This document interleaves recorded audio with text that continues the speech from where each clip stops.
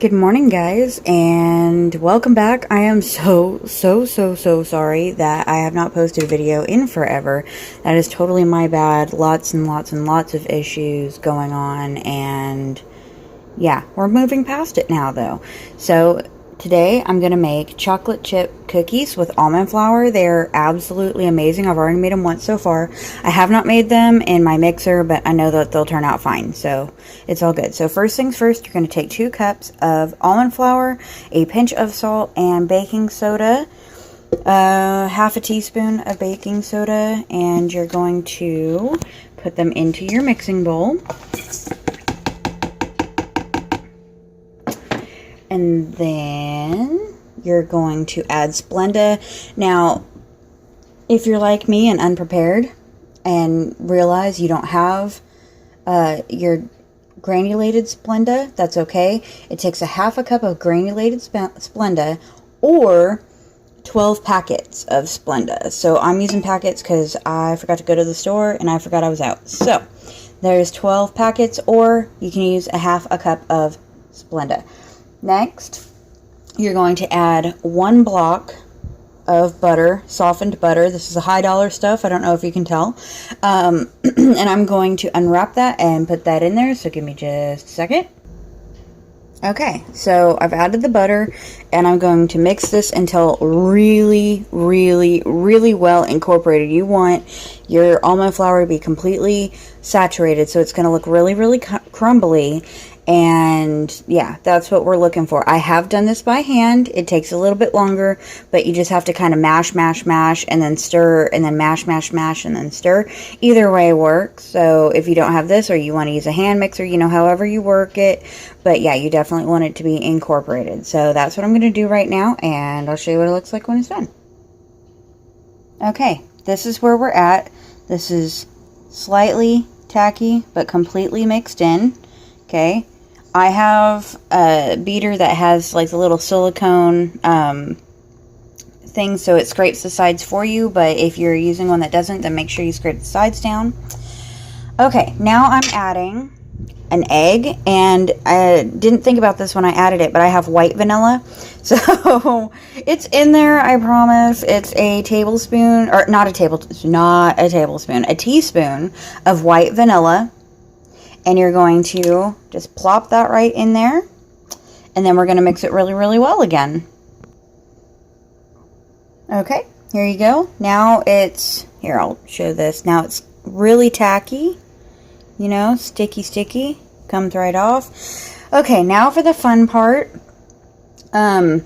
I am using Hershey's sugar-free chocolate chip cookies. I found them on the baking aisle at my rinky-dink Walmart, so I know you should be able to find them, because my Walmart doesn't really carry anything. So, I'm using roughly a half a cup, which is what I have left, but you can use up to a cup. It kind of depends on how many chocolate chips you personally want to use.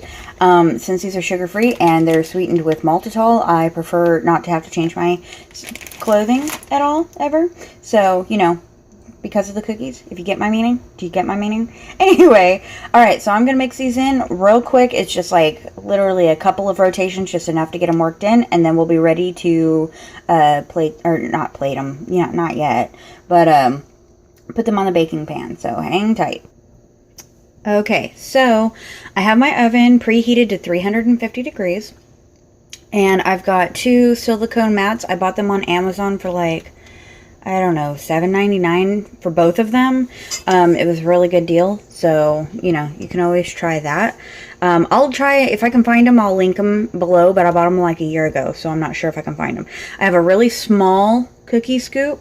The first time I made these, I got 20 cookies out of it, and like I said, they're addictive, so I've heard that you can freeze these and, pull them out as you need them, which I think is what I'm going to do this time because I have control issues. So, anyway, I'm going to get these panned up and show you what to do next, because as they are, they will not fall, which, is not good. So, we need to kind of do the thing. So, alright, hang on. Let me get them all done. Okay, so I got 21 all together this time. So what I'm going to do, and I don't have anything on my hands, but you know, it's not going to stick too much. I don't know if you can see that. But you're just going to kind of pat them down just a little bit gently. You don't want to like mash them or anything, or it will start to come up on your finger. Because these won't spread out on their own. I don't know if it's the almond flour keeping the butter together, or you know what. I'm sure there's some kind of science behind it, and if anybody knows, you can tell me. But yeah, so I'm gonna get these all pressed down, and that's why you don't really have to worry about like how many you get. I don't want to get them too close, but yeah, they won't spread, so you don't have to worry about like, you know, big old conjoined cookies or, you know, anything like that. So I'm going to get this other pan done, and I'm going to throw these in the oven for 10 minutes. That's it. 10 minutes. You cook them too long, they're going to burn. I'm telling you now. And if you don't, they're not going to be quite done. 10 is the magic number, and they come out nice and soft and delicate and delicious, but hearty at the same time. Like the delicate, like tasting, hearty, like they're not going to fall apart on you. Does that make sense? Anyway, alright, so I'm almost done, and then I'll throw these in the oven, and whenever I come back, I will show you what they look like as they come out. So, yeah, see you then. Okay, here they are. Nice. They've got little bits of golden brown on top. Right now, they're still kind of soft. Do not let that fool you. That is okay. So, they need to sit up for about 5 minutes, and then I will move them to a cookie sheet, or not a cookie sheet, they're already on one. I mean a cooling rack. So once I get them onto the cooling rack, I'll give them about 10-15 minutes, and then I will show you the final product and break them up and show you kind of, you know, how they crumble and all that other fun stuff. So yeah, 10 minutes in the oven, and they look just like that. Anyway, sorry.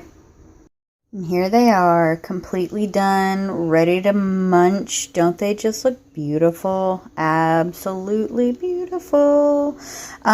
So one of the things I did want to share real quick is that these are closer to being a fat bomb cookie than they are just a regular cookie. So please be careful with them.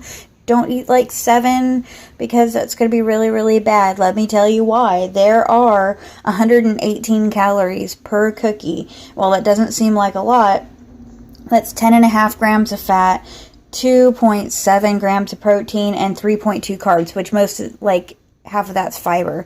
So they're really like 2 net carbs total. But when you start eating more and more of them, then it all adds up. And so even if you're not really counting calories, if you eat 7, that's over 700 calories. You know what I mean? Like, it does add up. Believe me, I know for a fact. Just, yeah, trust me on that one. Anyway, you guys, I hope you try them. I hope you like them. If you make any changes, let me know. If they turn out great, I'd love to try them your way. And if you would like to see anything else, please let me know as well, and I will be happy to see what I can do. So anyway, I will talk to you guys later. Bye.